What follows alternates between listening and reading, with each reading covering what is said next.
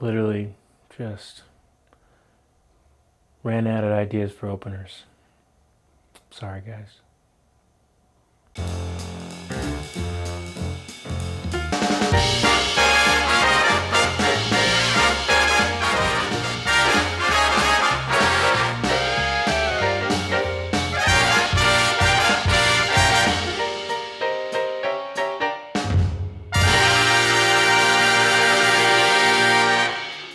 What's up, guys? I'm Luke Koska, AdLeaks Director of Visual Marketing and host of AdLeaks TV.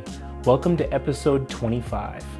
We've got some essential AdLeaks posts for you from the week to help you build a bigger, better, and more badass business. The featured posts you'll see today come from ad buyers and marketers like you. They've been nice enough to let us share their knowledge so they can run better ad campaigns. If you want all access to this information, though, you'll need to sign up at joinadleaks.com. Pardon me 1 second for this commercial.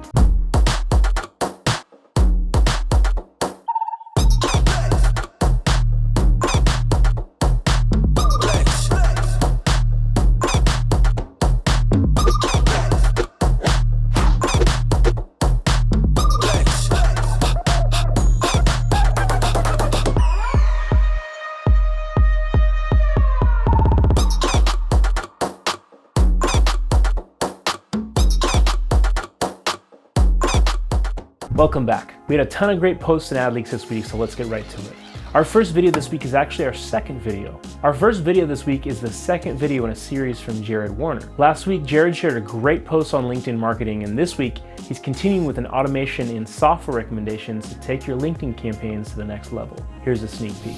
The next thing, let's talk about messaging and how to reach out. So we can see really quickly in these stats, this one we've processed 15% of this list. It's a list of just over 2,400 people. Insurance brokers, connection rate has been 31%. That's decent. You want to do, at least 30%, that you're on it. So ideally, we want to get this up to about 40% or higher. The response rate or the reply rate is 11%. We've seen as high as 20 to 30%. If you get up there, then you're doing really, really good. Let's go in and take a look at the messaging that's set up on this one. Okay, so hello, I'm looking to expand my network with people in and around insurance space. If you're interested in talking about our life insurance lead program, let me know, but no sales pitches coming. So in this account, we've had people replying to this account and saying, hey, thanks for your approach, or thanks for the not pitching me right away, but I am interested in hearing about it. Tell me more about your leads. How do they work? All this kind of thing. How much does it cost? How does it work? All of those things trigger a phone conversation, which leads to a client. The next thing is to have the domain name here. This triggers appointment booking. This triggers things like that. We then follow up right now with happy to be connected. So this comes out after 1 hour after they connect. If no reply, happy to be connected. How are you holding up with everything going on? This has been a really good reply that just triggers conversation. So a lot of people aren't going to want to have conversations. Trigger some conversations, get people to engage, because we've had people say, thank you so much for asking. Things have been challenging, but we're pushing through. Thanks, Jared. Great stuff. Keep it up, man. Our next video comes from Denard A. Crawford Jr. with a quick fix for finding and removing duplicate transactions in Google Analytics. Let's take a look. We want to have clean data. So what you're going to go ahead and do is go to Google Analytics, go to customization, go to custom reports. All right. So from custom reports, you're going to press new custom report. I already have it set up. So what I'm going to do is just press edit, and you guys can just follow along. It's going to make it a little bit faster video. So name it whatever you want to name it. The first one, the metric group, you want to put transactions, then transaction ID. Add, change it to whatever view you want to change it to. It's up to you. Just make sure that, you don't have any filters or whatever else in those views that you're looking at. Press save. So now what you can go ahead and do is you can change the date ranges on here. So if you just want to look at it from a certain standpoint, a certain time period, then you can go ahead and do that. So in this video, I just have it for this whole year. So as you can see, number one, I have 2 transactions for this person. What I want to go ahead and do is go to metric group, transaction greater than 1. So what I did there is I just pressed advanced filter. It's going to be fine. So it's going to filter out that. And now you see I have 1 transaction in here. So it's really not a big idea. It's really not a big problem because it's only 1 person. So your data may look completely different. I'm in a demo account, so it's not really that crazy. You just want to check it just to make sure that your numbers in Google Analytics is clean and it's reliable to your backend system. Thanks, Denard. We're all deleting duplicates. Thanks, Denard. We're all deleting duplicates. Next up is a new post from my man Gil David, who's got a feature update for Instagram stories. Gil has a scoop on a new option for boosting organic story posts more effectively. Take it away, Gil. So this is Instagram only stories ad set here.